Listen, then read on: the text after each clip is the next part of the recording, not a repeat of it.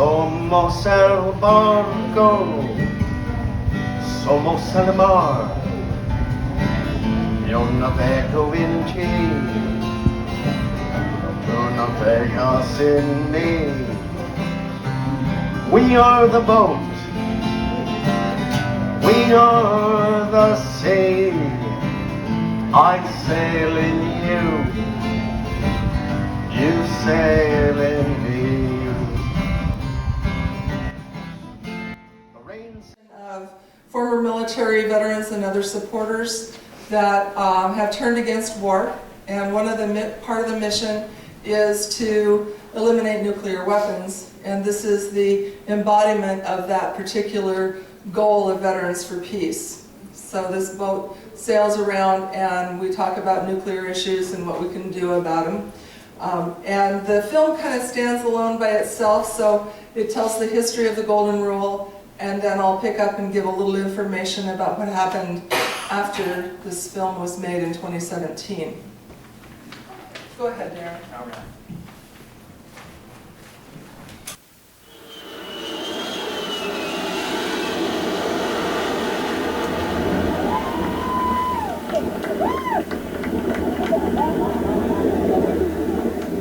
This is a very small vessel with a big mission. You know, we have to use the Golden Rule while we're here to show our resistance to militarism. One of the 5 principles, founding principles of Veterans for Peace, is to end the arms race and ultimately seek the elimination of nuclear weapons. This boat is an icon for that because it represents a different way of thinking about how to do protests. Just like that. Okay, you go ahead and rock it. Really, it's a dream come true for me. It's a dream come true to be able to be a part of this movement that began before I was born. August 6th, 1945, the first atomic bomb ever to be used against people was dropped on Hiroshima. And August 9th, again on Nagasaki, a different kind of bomb was dropped. At the time, Albert Bigelow was in the Navy. He was a 30-year Navy captain. He was in Pearl Harbor at the time that these bombs were dropped, and it was so horrific to him that he quit his Navy commission a month before he could have retired with full pay out of protest of the dropping of the bombs. His family, a Quaker family, later hosted the Hiroshima Maidens, who came over to New York for plastic surgery, reconstructive surgery, so that they would be in less pain and could lead a more normal life.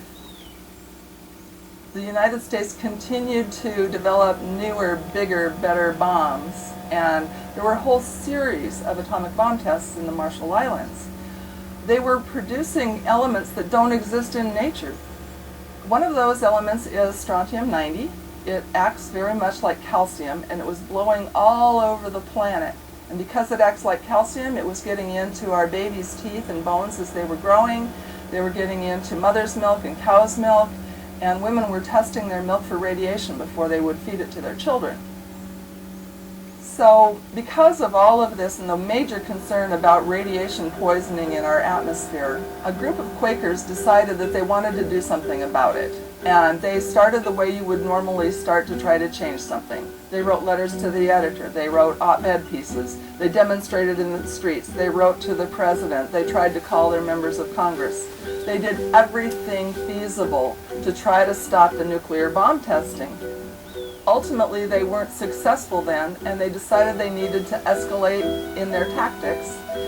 So they decided to get a boat and sail it into the testing zone and just put their lives in the way of the nuclear bomb tests. So Albert Bigelow bought the Golden Rule and sailed it out of San Pedro near Los Angeles.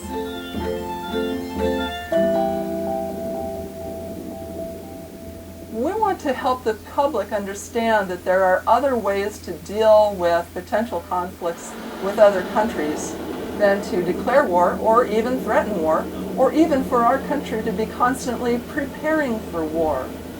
We spend over half of the IRS income tax dollars on war. What's happening is that all the nuclear powers are developing their nuclear weapons, and the U.S. has recently committed itself to $1 trillion over the next 30 years to modernize and actually create some new nuclear weapons that are smaller, more tactical, more usable, to make the possibility of a nuclear war even more thinkable is what's happening right now. They maintain that they need nuclear weapons for their whole security strategy, but you know, what kind of strategy is that? Mutually assured destruction.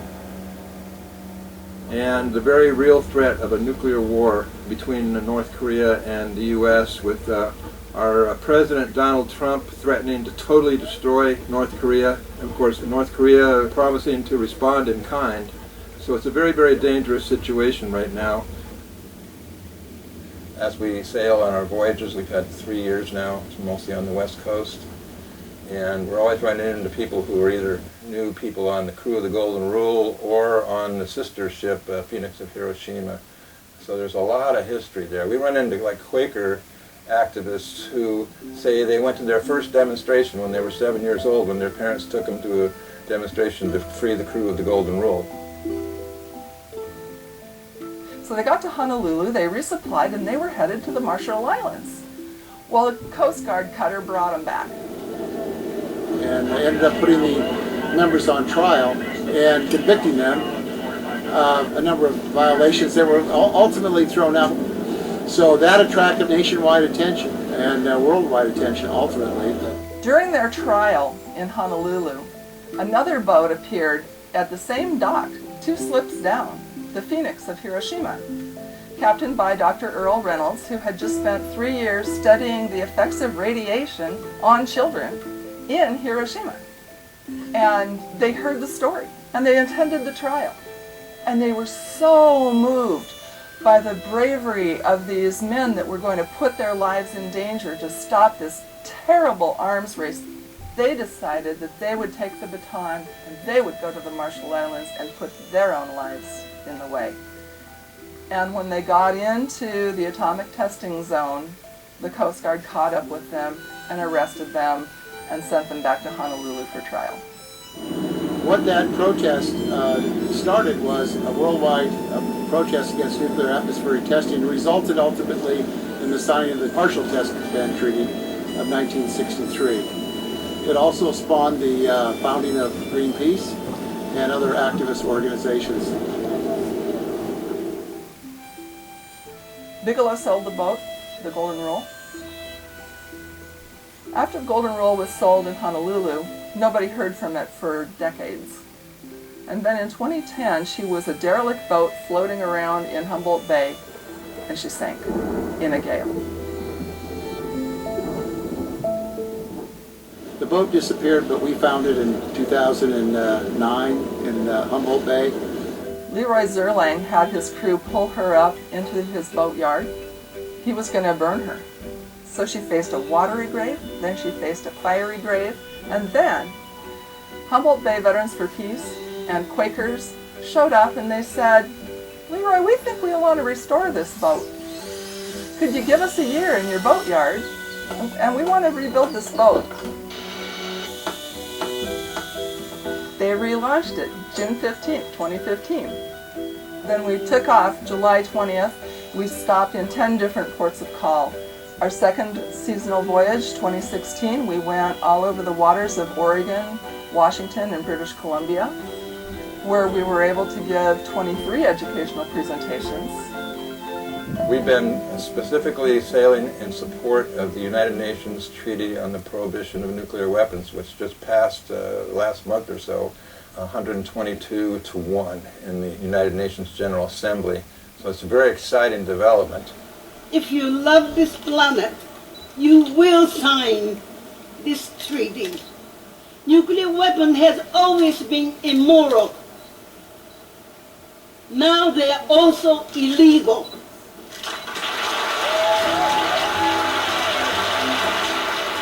I'm really excited about the Nobel Peace Prize being given to the International Coalition to abolish nuclear weapons. So what can you do to help stop the possibility of nuclear war? What we're doing about it is through education. You could join our team. You could be an author, a speaker, you can donate. You can get involved with helping organize events and helping other people. Well, the original mission of the Golden Rule was to take bold action to stop nuclear bomb testing, to stop nuclear war. So we've decided to head for the Pacific, where the action is at this time. We're planning to go to Hawaii, where the crew originally went, to Honolulu, and they're also facing real threat and fears of nuclear war in Hawaii right now, where they've just resumed a whole statewide alarm system for the event of incoming nuclear weapons.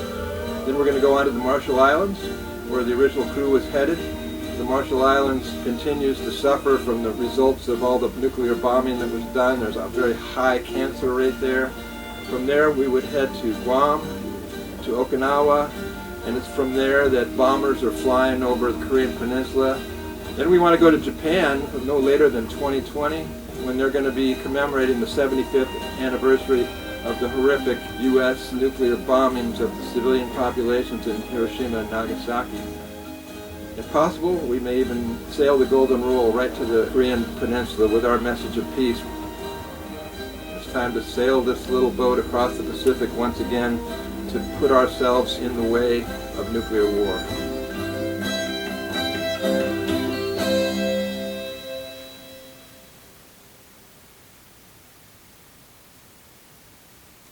I'm going to pass out brochures because in there it has the map of what we've been up to this past year.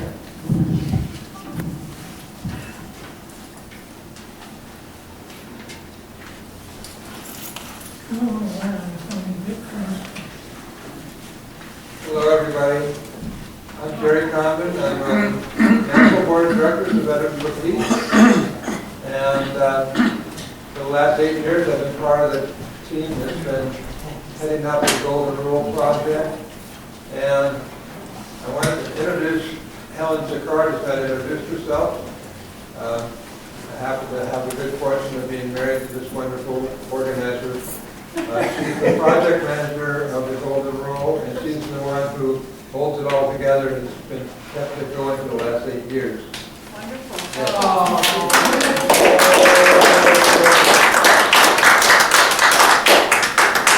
So the film was made in October 2017, and after that we did make it to Hawaii. Captain Kiko Johnston Kitazawa is the current captain. He's the one that actually ended up bringing the boat home. But we went over there in 2018, and we sailed around the Hawaiian Islands for almost 2 years. And we were ready to go to the Marshall Islands and then on to Japan, just as Gerry explained in the film. But it was March of 2020 when we were ready, and all the countries were shutting down. So COVID stopped us this time, and we brought the Golden Rule back to the United States and started thinking about, well, when COVID dies down again, what do we want to do? And it took a while. We made a trip down to San Diego and back, and we had to cancel several events because of COVID, and so it's not ready yet. But then we decided that the people that worked for 5 years, not 1 year, in Leroy's boatyard to rebuild the Golden Rule had a vision that she would sail all of the navigable waters of the United States to talk about the dangers of radiation, which is, the Golden Rule's purpose. And so we ultimately unstepped the masts, put her on a truck, and brought her to somewhere that's not the Great Loop. Now, I think we'll just use the brochure. You open up your brochure. Did you get one yet? So there's this boaters thing called the Great Loop. And, what you do when you're going around the Great Loop is it comes like maybe out of Chicago and down the Illinois and Mississippi and Tennessee and Tombigbee rivers down to the Gulf of Mexico, around the tip of Florida and up the East Coast. And there's about 3 different ways you can get into the Great Lakes. And then at some point, you cross your way. Minneapolis isn't on the Great Loop. But we have a really great chapter of Veterans for Peace there.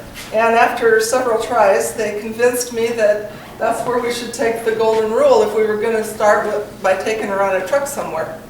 So we started in Minneapolis and we went down the Mississippi River with the intention of going down the whole Mississippi River. Well, we had a drought last year.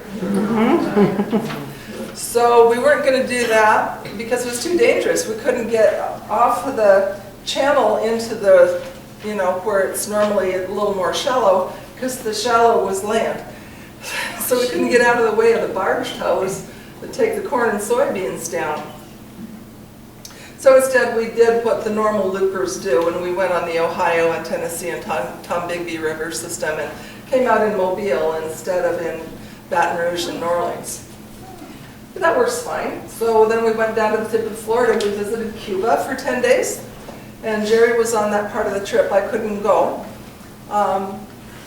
Did you introduce yourself? Yes. Yes, you did. Okay, very good. Thank you. Then we went up the East Coast all the way past Portland, Maine. Yeah?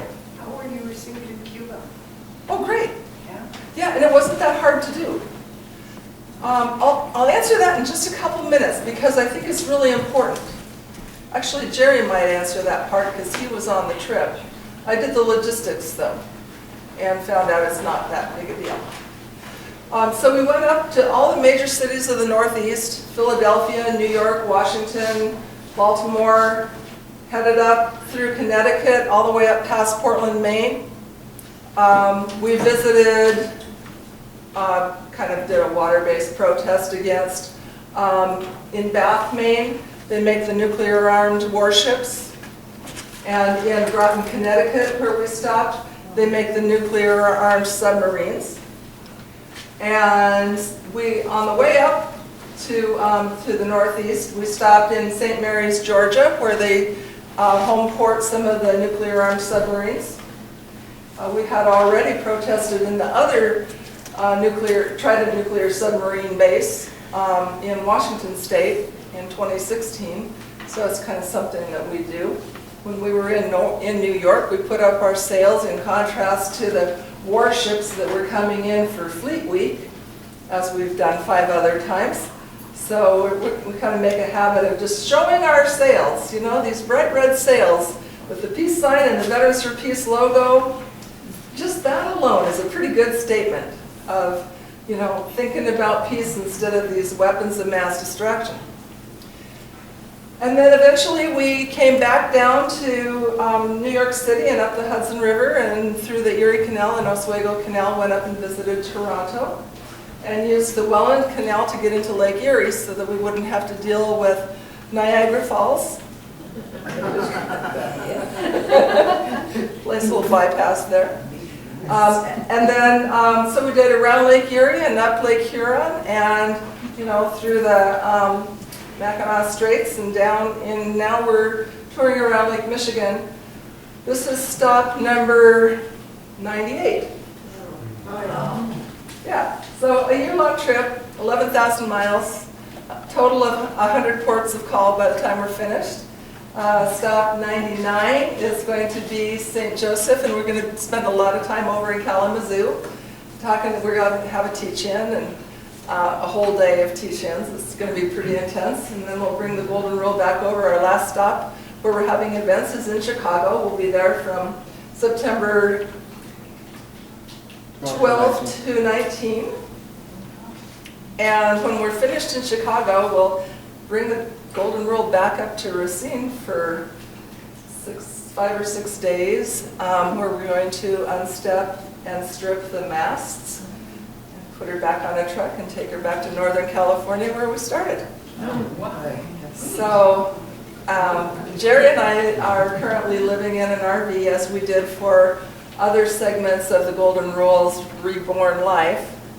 And so that's kind of our life right now. We follow along in our RV and we try and be where the boat's going to be an hour or so before she gets there, so we can check into the marina and catch the lines and make sure she's going to the right place, things like that. So it's quite an adventure.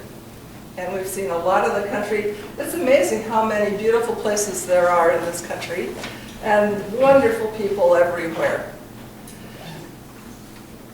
So, but why are we doing all this? Well, one one reason is we have to do what we can to stop the possibility of nuclear war. And as I said in the film, education is important. People thought, well, maybe we don't have to worry about that after the collapse of the Soviet Union. And now people are starting to wake up again with a combination of what's going on in Ukraine and the movie Oppenheimer. How many have seen Oppenheimer? Yeah, well, you know, that's about a person, not about the effects of a nuclear war. And so I think it's really important to appreciate the film for what it is and realize that there's a lot that they didn't talk about because it wasn't about that. So we support, as it says in the film, the United Nations Treaty on the Prohibition of Nuclear Weapons, which was passed in the General Assembly, so the Security Council didn't get to veto it. And the international treaties against all of the weapons of mass destruction had to be done that way. Landmines, cluster bombs, chemical weapons, and biological weapons have been internationally illegal for a long time. The last of the weapons of mass destruction, nuclear weapons, are now illegal. And that has anything to do with nuclear weapons. You can't develop them, test them, threaten to use them, finance them, put them in other people's countries. Like, you know, the United States has nuclear weapons in 5 European countries. So that would become illegal. So we're pushing for that, but we can't do that until we get a groundswell of people educated and pushing for it together, right? So explain illegal for whom? Illegal for the countries that have ratified it. Right. So at least 68 countries, maybe 70-something now, have ratified the treaty on the prohibition of nuclear weapons. 60 days after the 50th country signed it or ratified it, which was Honduras, it came into force. So January 22nd, 2021, right? No, 2020. Yeah. 2021. 2021. 2021, that's right. Okay. Yes? What are the consequences for countries that violate it? Well, when you sign a treaty, you should follow the terms of the treaty. So this isn't a punishment kind of thing. This is more of a, you signed it because you wanted to do this. You wanted to make the world a safer place. And you figured out how to do it in a way that kept your own country safe, right? So this is not unilateral, instant disarmament on the part of the United States, no. This is multilateral, worldwide nuclear disarmament that is verifiable and irreversible, and that's the way that step by step we're going to reduce and ultimately eliminate nuclear weapons. But the United States hasn't signed, none of the nuclear arms, the 9 nuclear armed countries have signed it. Yeah, so. Yeah, so you might say, what good is it, right? No, what? No, Good you boy, wouldn't. all right, okay. Treaties have been broken. And treaties have been broken. Yes, and there are laws against murder and people still murder, Yeah. right? That's what Captain Kiko often says.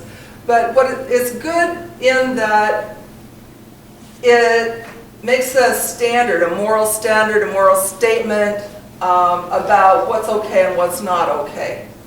And then we can do our best to educate people saying, oh, you know, you don't want, maybe you think Syria's using chemical weapons and that's terrible. Have we signed the chemical weapons treaty? I don't know, maybe not. We're still using landmines and cluster bombs. We're sending depleted uranium weapons to Ukraine, right? So just because we haven't signed the treaty doesn't mean that we can maybe not do something about it. And so part of what our objective here is to bring people hope. And one of the first things we can say is we've gone from 80,000 nuclear weapons in the world down to 13,000. Reagan and Gorbachev helped out with that, right? So it's important because that means we've gone 75% of the way or more. And so we can go the rest of the way up eventually.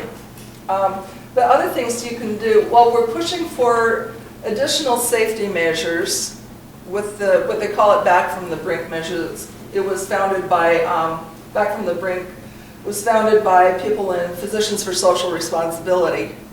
And in addition to the Treaty on the Prohibition of Nuclear Weapons, they're calling for, let's make it so that the president, one person, doesn't have the sole authority to launch a nuclear strike.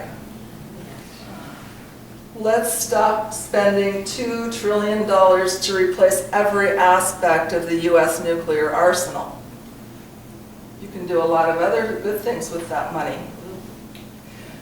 Let's declare, as China has, a no first use policy. Probably wouldn't hurt us at all.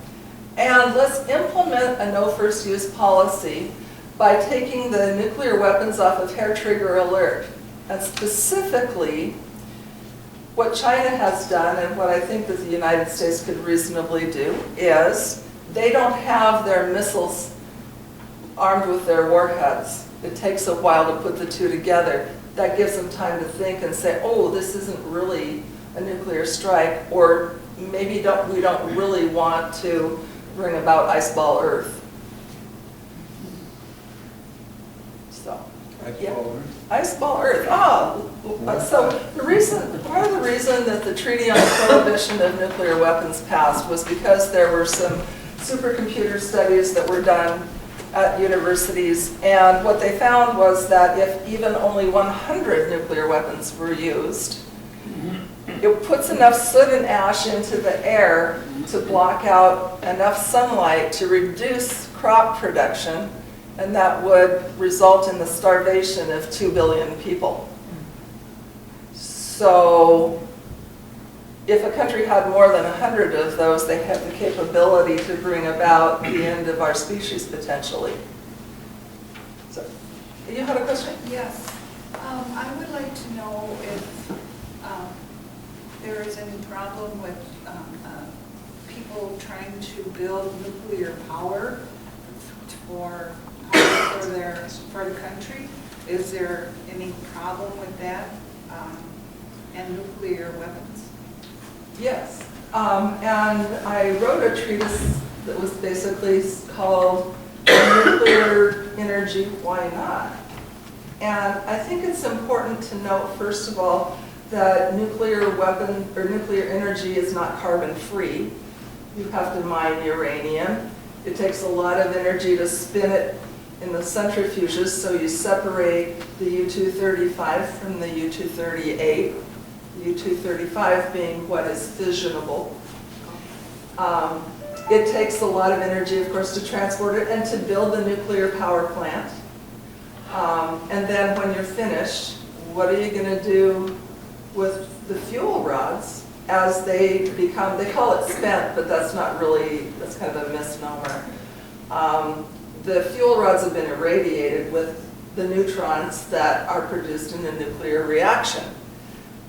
As more neutrons are produced and absorbed into the atoms, it produces heavier and heavier transuranic, heavier than uranium atoms, one of which is plutonium. Well, plutonium is at the core of nuclear weapons, of one kind of nuclear weapon, the kind that we're mostly producing these days. So, by its very nature, a nuclear power plant will produce plutonium, and you can extract it from the fuel rods and use it to make bombs. And some countries are doing that, but not necessarily making bombs, like Japan. They have hundreds of tons of plutonium separated out from their fuel rods. Their excuse was that they were going to use that in advanced nuclear power reactors. And their mixed oxide reactors didn't work well, as they didn't work well in the United States. So now they've got all of this plutonium. What are they going to do with it? I don't know. It's so toxic, it's the most toxic substance that wasn't supposed to ever exist on the planet. So, so there's the uranium mining that is killing indigenous people wherever it's mined, the milling, the centrifuge process, which uses hydrogen fluoride is the most strong acid that we have, and it uses that to make uranium hexafluoride. None of these processes is clean. They're always going to leak a little tiny bit, but that adds up over time. So at the Paducah, Kentucky gaseous diffusion plant, which is just what they call the centrifuge plants, and the one in Piketon, Ohio, they've had, you know, radioactive materials leak off-site. And then ultimately they did things like they had to close down a school, and you know, then eventually they close the plants down and they become an EPA Superfund site. The one in Paducah, Kentucky won't be finished with its cleanup until 2065. Wow. Yeah, so there's all the things along the way that uranium processing shares between bombs and energy, and you can't get rid of any of that. And then there's what to do with the waste at the end, whether it's the weapons or the fuel rods. Yes? And all of that to boil water. All of that to I was boil just water. thinking the same thing. Right. Yeah, there's a lot of better ways to boil water, and there's a lot of energy conservation measures that we haven't been taking. There's even, you know, we could revise our transportation system. You know, they used to have buses and trains that went most places. Now we hardly ever have much of that. Yeah. But when I was a kid, they tested nuclear whatever in Nevada. How is Nevada now? Well, the test site in Nevada is contaminated. You can go to the nuclear test site now, but only for a limited amount of time, because you don't want to be exposed to that stuff, the radon gas and the other particulate that's in the air. So I wouldn't go there. What about New Mexico and testing? And testing it. So the Trinity bomb, the first of the nuclear weapons, right, that was a mistake. It was twice as big a yield as the scientists had calculated that it would be, and it exposed a lot of people to radiation. And 4 generations later, Was it New Mexico? that was in New Mexico. Yes, it was not the Nevada test site. Right. Alamogordo, New Mexico. July 17th, 1945. 3 weeks before they dropped the bomb on Hiroshima. Anyway, so 4 generations later, we're hearing from people like Tina Cordova, who's part of the Downwinders group, that talks about 4 generations of cancer. And it's not just the new exposure to cancer. You know, radiation changes your genetic makeup. And so when you reproduce and have children, it gets passed on to your children. And that's part of the problem in the Marshall Islands. They are still having babies that have birth defects. They are still having lots of cancer there. In the Marshall Islands, where we, you know, use 67 nuclear weapons, they can't eat the food. They can't eat the fish because it contains, you know, radioactivity. And they still have cancers, and they still have birth defects. And they don't have chemotherapy available in the Marshall Islands. And it happens that just as the indigenous people in the mainland here in the United States volunteer for the military more often than most other groups, that's the way they are in the Marshall Islands. So they've got a lot of veterans there, but they don't have a VA clinic. We learned those 2 things when we went to New York City and visited the United Nations missions. And we spent a couple of hours with the Marshall Island ambassador. She was wonderful. talked with us about what's going on now, about the Compact of Free Association between the Marshall Islands and the United States that allows them to come and live here and work here. And there are a lot of Marshallese that are here, and there will be more coming.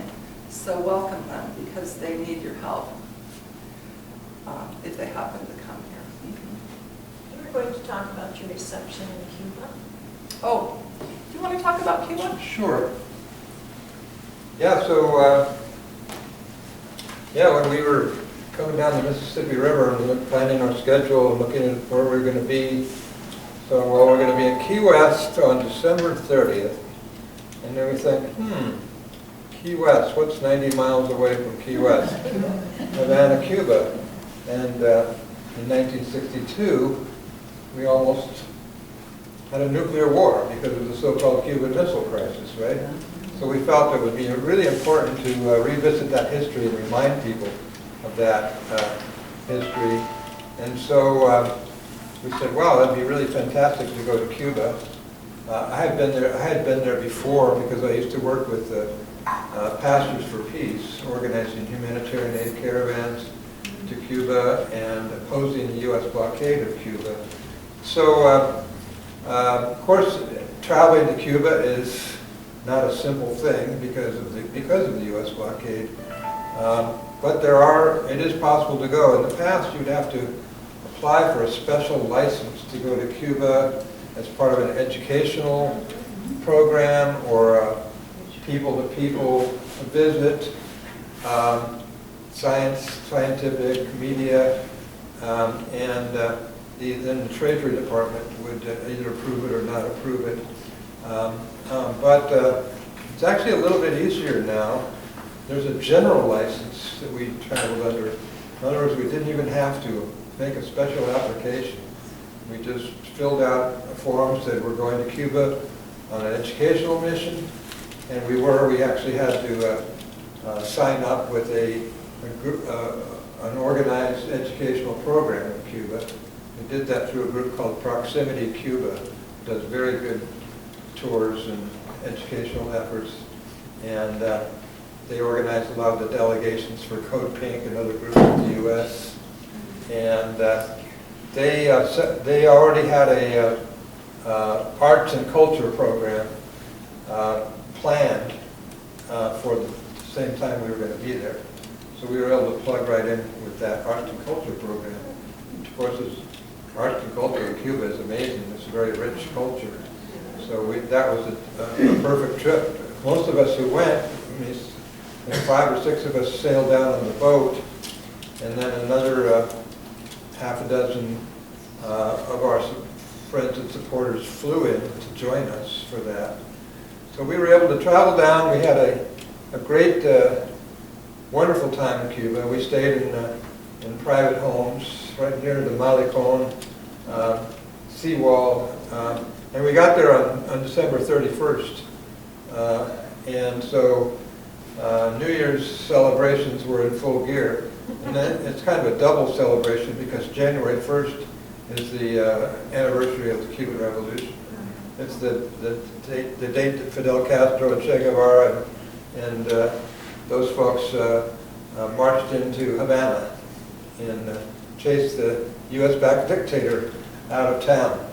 I think he'd already run out of town. But anyway, so they had big free outdoor concerts going on. Every night we were there for like 10 days. So it was like a big celebration. And lots of wonderful music, of course. We had a press conference there and got a lot of notice in the Cuban media. And we even had U.S. media show up. Wall Street Journal showed up, Associated Press, and some others. They never printed anything. But they were there. We went out to Pinar del Rio, which is a province to the west of Havana that had been hard hit by a hurricane in September. And we took some humanitarian aid with us and got to see some of the rebuilding that was going on. We were very, very well received. The Cubans were very happy to have us there, and we were very happy to be there. We had a terrific time. And then when we came back, so it took us 24 hours to sail. from Key West to Marina Hemingway in Havana, near Havana. And then it took us 2 days to sail back from there to Miami. So when we came into Miami, I'm figuring, well, you know, the customs is really going to go all over this boat, and they're going to question us, and they're going to say, Take all your Cuban cigars. why were you in Cuba?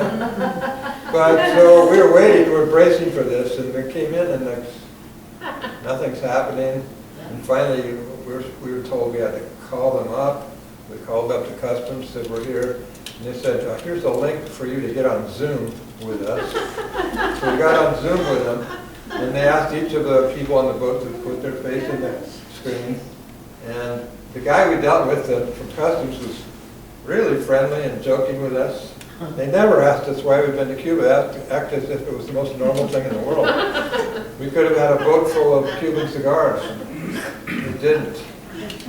But anyway, so it went very, very well. And then when we were back up in New York, visiting with the different UN missions, the Cuban UN ambassador and his deputy ambassador came down to visit the boat there at, what was the name of the harbor we were at? Chelsea Piers. Chelsea Piers. And they came down to visit the boat, they came onto the boat, and they thanked us for visiting Cuba and for bringing attention to the U.S. blockade, because here we are 60 years after the Cuban Missile Crisis, and we still have, the U.S. still has a hostile policy towards Cuba, makes it as difficult as possible for it to trade not only with the U.S., which would be its most natural trading partner, but with the rest of the world as well. And in fact, the Obama administration, with Joe Biden as vice president, actually started to loosen things up a little bit. They took some steps, but Trump reversed all those things. And then in one of his last acts in office, Trump did a whole lot of bad stuff on just his last few days in office, you know, just to please some of his most extreme supporters. And one of the things he did was to put Cuba on the list of terrorist nations, which actually it's a serious thing because it makes it even more difficult for them to conduct normal international trade with other countries. And so, in fact, a lot of supporters of Cuba saying that's the most important thing, because even though Biden was part of the administration that I think lifted that designation, Trump put it back on, and Biden has done nothing to change that yet. And that's something that, ending the embargo is a very complicated thing, because you have to deal with a lot of different characters in Congress, make a lot of compromises, and there's lots of different aspects to it that are difficult to manage. But on the other hand, removing Cuba from that list of state sponsors of terrorism could be done with a simple stroke of the pen by Joe Biden, so we're asking people to do that. The other thing about, I'd like to talk about the Cuba trip.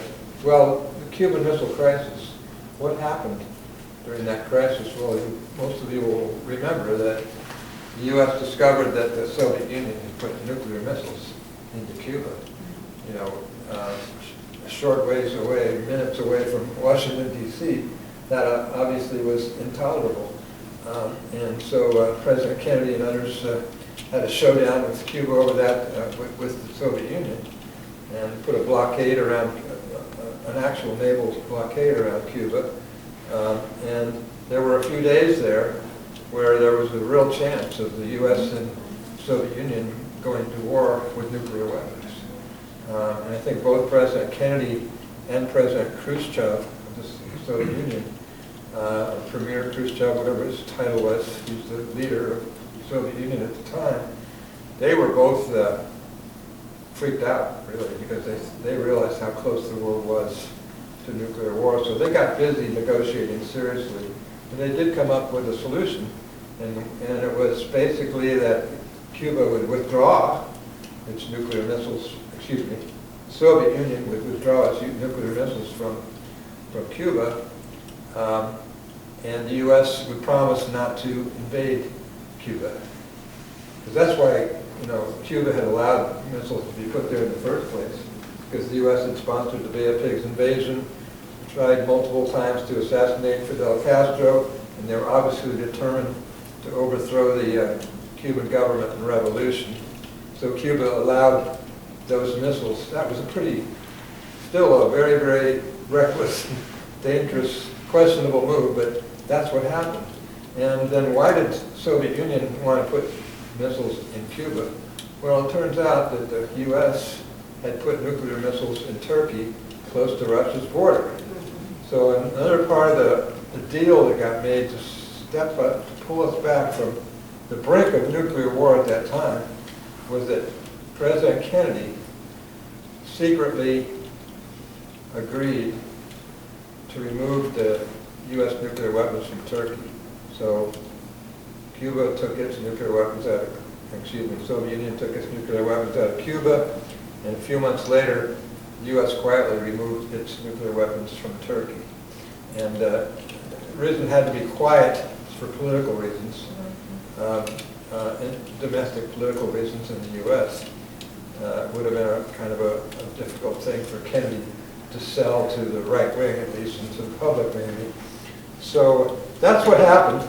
But in the meantime, this many years later, well, U.S. missiles are back in Turkey, and they're back in a number of other European countries, Italy, Germany, the Netherlands, and one more, Belgium.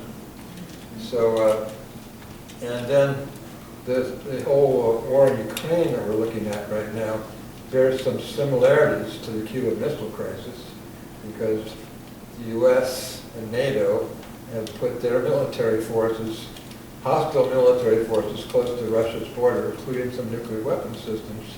So that's part of the reason that there's this terrible, dangerous war in Ukraine right now.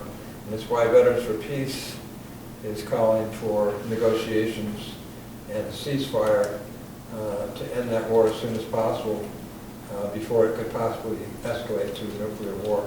As a matter of fact, many experts do believe that the world is at a greater risk of nuclear war now than it was in 1962 during the Cuban Missile Crisis. So it's a very complex war, and we've been bombarded with propaganda that's pretty one-sided. And there's a lot of confusion and division about that war and how we should be responding to it, even in the peace movement. But I think most of us could agree that the sooner that war is ended, the better. So we're actually, Veterans for Peace is sponsoring a co-sponsor of a global week of action for peace in Ukraine, which is taking place September 30th to October 8th. It's like over 30 countries are involved in that global week of action. And there's going to be a lot of actions going on around the United States. And if you want to check that out and find out more about those activities, you can go to peaceinukraine.org. So that's all. That's a lot to share with you. If you have any questions or comments, welcome them.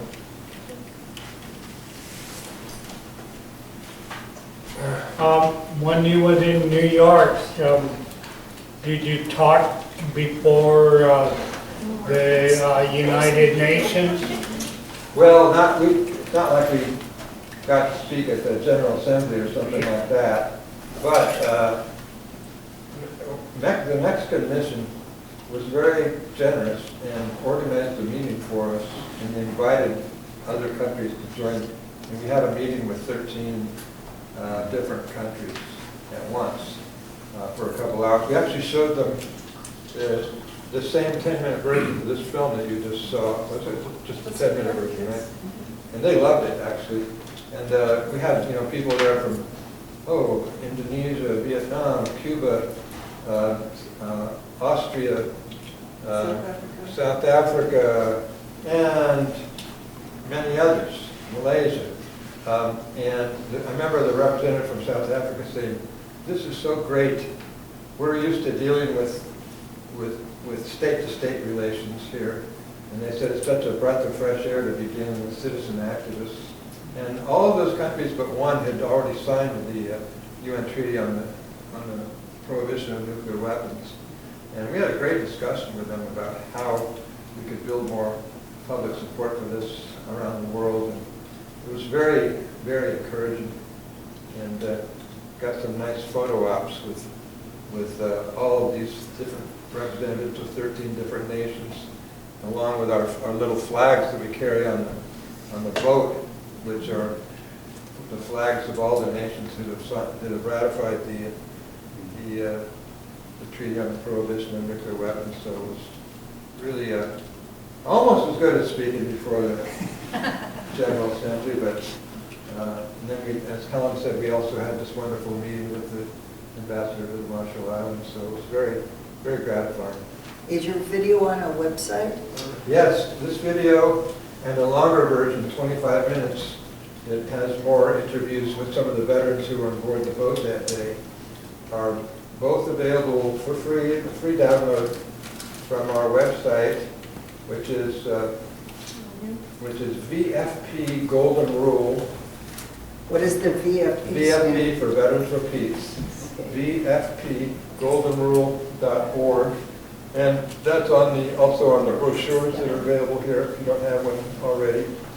And before I forget, there's our reluctant crew member tomorrow. She's not a reluctant crew member. Sometimes she's reluctant to present herself in public, but I like to put her on the spot anyway.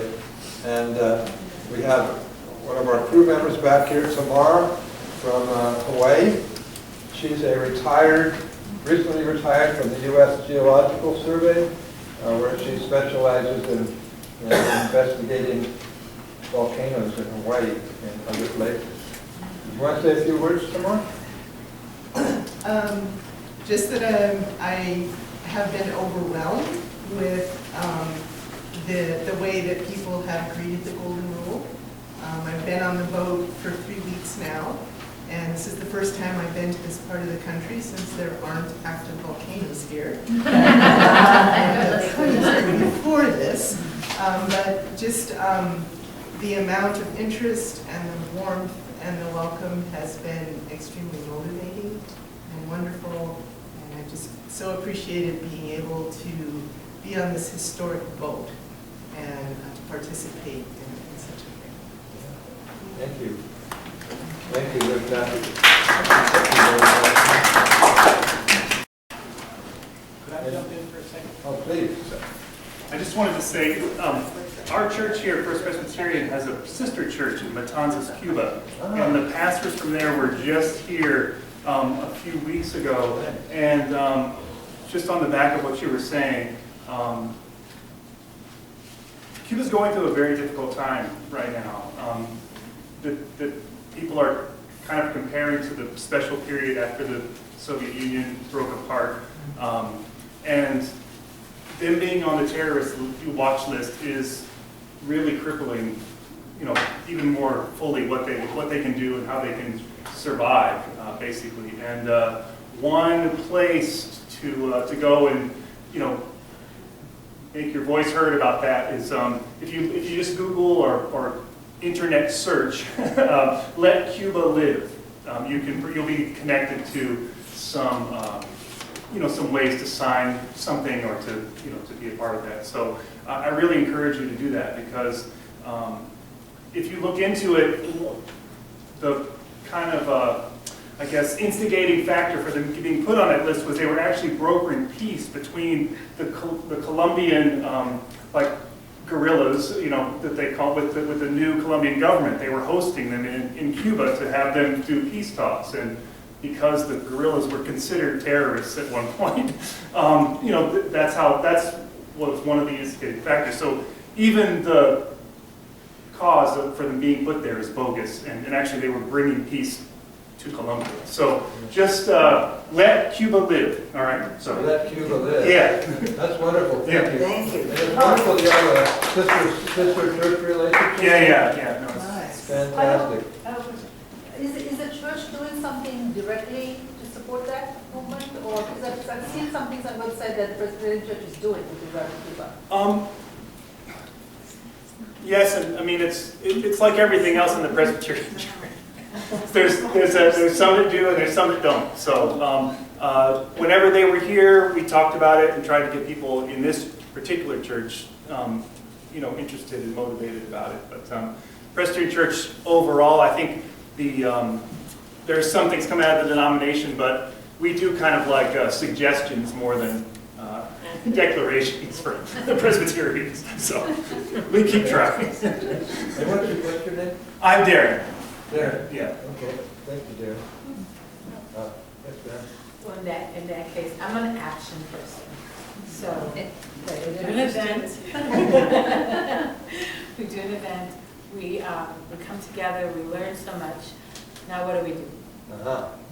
Well, so have any of you ever been to a demonstration? Wow! We demonstrate all the time. All the time. So if you like that kind of thing, who could possibly be good targets?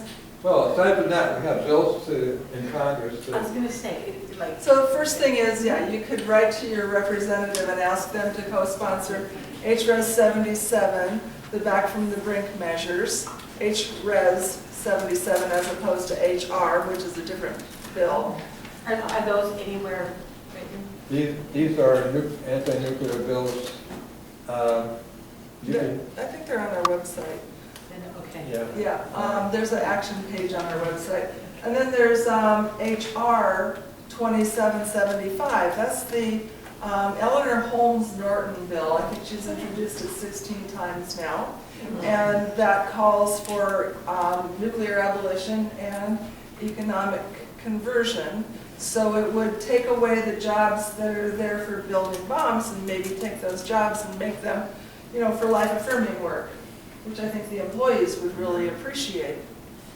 And, you know, that includes healthcare and, you know, education and housing and the things that we need. Clean energy jobs. Clean energy jobs. Ooh, there you go. Let's turn our factories into something useful rather than manufacturing nuclear weapons. So you're familiar with Eleanor Holmes Norton? She's the non-voting member of Congress because she represents Washington, D.C. Washington, D.C. residents do not get representation in Congress. Yeah, that blows my mind. Because they're black and they're Democrats. Aren't they trying to change that? There's a long... Trying to make them Republicans? No, no, there's a... No, there is a long movement to actually to make D.C. a state. So then it would have 2 senators and 1 representative. So and I think there's other moves, maybe probably that are short of statehood, but would still give them, you know, representation in Congress. So they do have representation, but no vote. Eleanor Holmes Norton is their representative. She's a very progressive African-American woman and activist, longtime activist.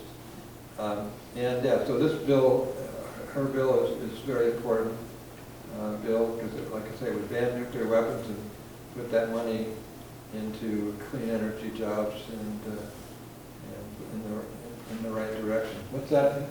HR 2775. 2775, yes. But there's some other fun things you can do. The other bill we mentioned, HRES 77, is introduced by Jim McGovern of Massachusetts. And it basically would stop the $2 trillion expenditure on modernizing the nuclear arsenal. Take away, and as Helen mentioned before, take away the president's sole authority to launch nuclear weapons, to declare a no first-use policy, and other similar measures. It's referred to as the back from the brink bill. And the number is H period, res period, R-E-S 77. So those are some things that you can actually take to your congressperson and say, we'd really like you to support this. And it gives you something to talk about, good educational effort as well. Now locally you can do things too. So when we come into town, one of the things that we find out is, has your mayor signed on to Mayors for Peace, which is specifically an anti-nuclear organization. We find out, yeah, and we find out if you are a nuclear-free zone. When we visited the Sisters, Sienna Center, that's a nuclear-free zone. Some cities are. And we also, you can find out where your city or where your pension fund is investing, possibly in nuclear weapons manufacturing. So you could do a divestment campaign, as has been done in New York City. They are divesting from the manufacture of nuclear weapons. Also, there's the ICANN Cities campaign. ICANN is the international campaign to abolish nuclear weapons. They won the Nobel Peace Prize in 2017 because they were very much responsible for guiding this nuclear ban treaty through the UN. And they have a cities campaign, and I think more than 70 U.S. cities have already passed resolutions calling on the federal government to sign the treaty. And actually 5 states have done so too, including large states like California. So that's something very practical and relatively easy to do at the city level, at the municipal level, and even at the state level. You don't have too many people that think nuclear weapons and nuclear war is a good idea. So we've got at least 40 resolutions passed by different cities that we've visited with the Golden Rule. And they'll welcome the Golden Rule. They might declare it. The mayor shows up and declares it Golden Rule Day. Well, we got a resolution here in Racine, right? We got a Proclamation. Proclamation of welcome. Well, yes. many of those proclamations have also included specific support for the Treaty on the Prohibition of Nuclear Weapons and the fact and the Frank measures. So there are things that can be done like that are not that hard to do at the local level, and certainly that gives you the opportunity to educate your community about these issues. And the truth of the matter is most people are not very aware of these issues at this time. So, but also, if you want to make some good trouble, you could buy a share in like Lockheed Martin or Boeing or one of the other nuclear weapons manufacturing companies. You could like cause trouble with their shareholders meeting. That'd get you in the door so that you could hold up signs and get yourself kicked out. Or you could, just stand outside the signs. You could research who funds nuclear weapons, like some of the big banks do, and you could show up like at Chase or somebody, even the branches.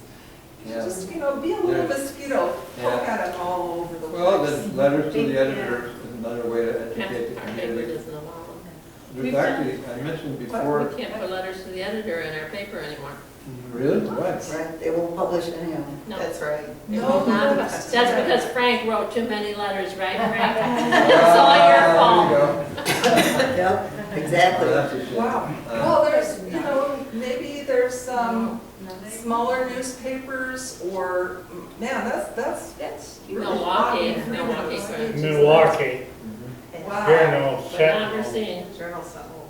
There's I mentioned before the Week of Action for Peace in Ukraine starting on September 30th, but there's another week of action for nuclear abolition that starts on September 24th through the 30th. And that's organized by a coalition that we're part of. It's called Diffuse Nuclear War.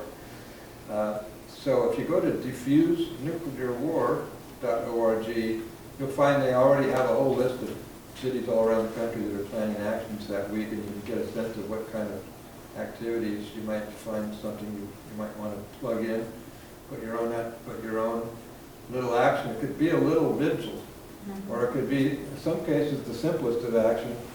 People aren't able to do more. Get 3 or 4 of your friends to hold up a banner, take a picture, and put it on social media. You know social media, right? Facebook. Well, I'm going to ask the next question, does it work?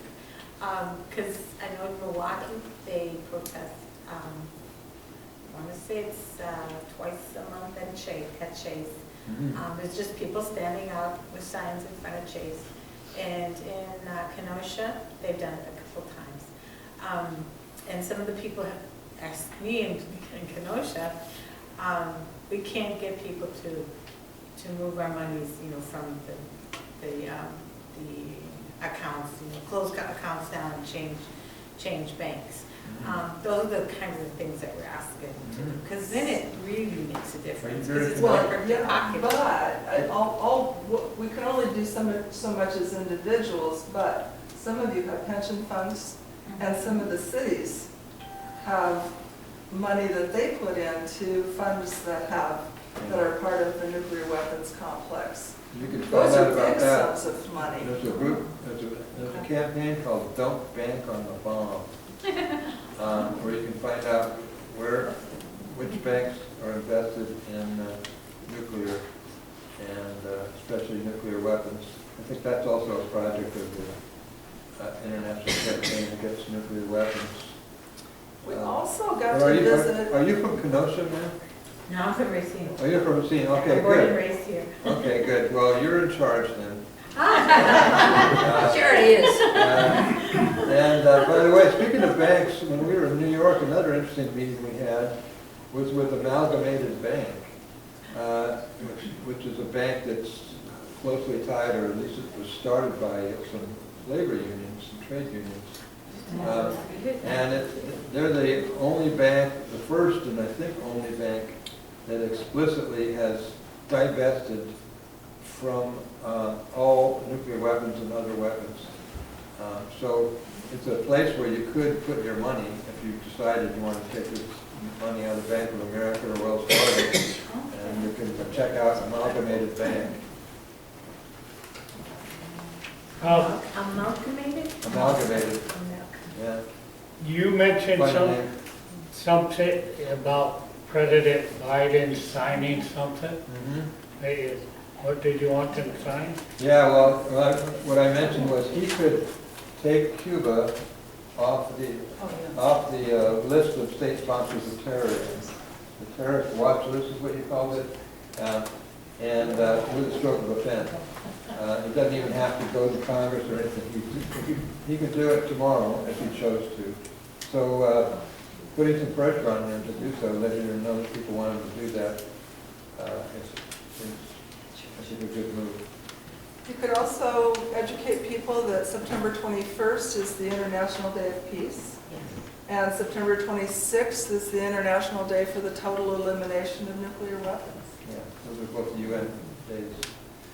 You know, if you study the history of the League of Nations and the United Nations, they were basically started to keep the world from, nuclear annihilation. And it's going to get real awful if the Korean president joined forces with the Russian president, Putin. Yeah. It looks like they're going to join together. I don't know. Maybe. There's rumors going on about Kim visiting Russia. I don't know if that's happening or not. So far, the only source for that is the White House and the New York Times. It's also not something that we can do something about directly, but we can do something about our own nation's nuclear posture and attitude of aggression, as opposed to diplomacy, negotiation, cooperation, listening to what it is that other countries need in order to feel safe and secure. Like sometimes countries need fuel, or they need food, or they need for the United States and NATO countries to stop threatening them or to stop sanctions against them. So we need to be listening as a country to what it is we could do to improve the relationships with other countries. Veterans for Peace actually has written its own nuclear posture review, which is available on the Veterans for Peace website. And that, if you want to It kind of analyzes the relationship of the U.S. with all the other other 8 nuclear-armed nations, and offers 16 specific recommendations for how we could move towards a nuclear-free world. You can find that on the veteransforpeace.org. And we gave a copy of that to every member of the House and Senate when we were in Washington, D.C. The Golden Rule team did. Yeah. Yeah. Well, let's Thank you very much. thank these. Thank you. Somos el barco, somos el mar. Yo navego en ti, tú navegas en mí. We are the boat, we are the sea. I sail in you, you sail in me. The rain sings it to the river, the river sings it to the sea sings it to the boat that carries you and me.